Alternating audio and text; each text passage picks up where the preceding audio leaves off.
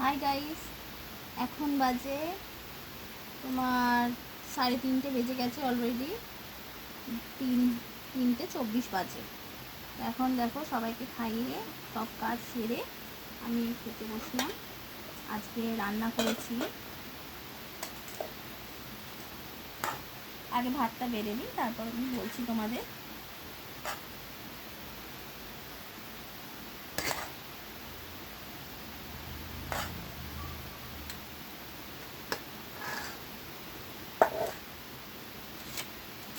এই দেখো ভাত বেড়ে নিয়েছি,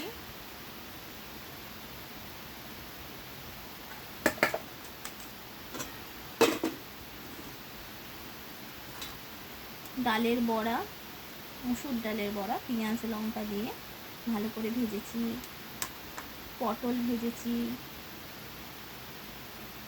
আর ভেজেছি পাটের শাক। আমার পাটের শাকটা খেতে খুবই ভালো লাগে। আমার শুধু পাটের শাক দিলেই, আমি শুধু পাটের শাক দিয়ে ভাত খেতে পারি। আর করেছি আজকে ঝিঙে আলুর পোস্ত। এই যে ঝিঙে আলুর পোস্ত আমি একটু নিয়ে নিলাম। আমার তরকারি খুব একটা খেতে ভালো লাগে না, আমি ঝিঙে আলুর পোস্তটা অল্প করেই নিলাম, যেহেতু পাটের শাক হয়েছে। পাটের শাকটা দিয়েই আমার ভাতটা চলে যাবে। আর করেছি আম ডাল। আম ডালটা আমি বাটির মধ্যে নিয়ে নেব।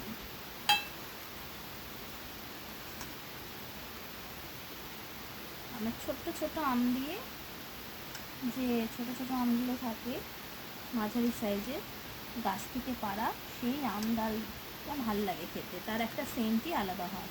দোকান থেকে কেনা আমের থেকে গাছ থেকে পাড়া যে ছোট ছোট আমগুলো থাকে সেগুলো দিয়ে ডাল করলে তার সেন্টও আলাদা হয়। ডালটার খেতেও ভালো লাগে।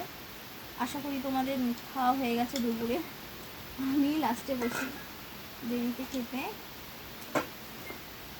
তো আমি সব কাজ সেরে গ্যাস ট্যাস পুছে ঘর দোর পুছে সব গুছিয়ে এদের খাইয়ে দাইয়ে তারপরে আমি খেতে বসি।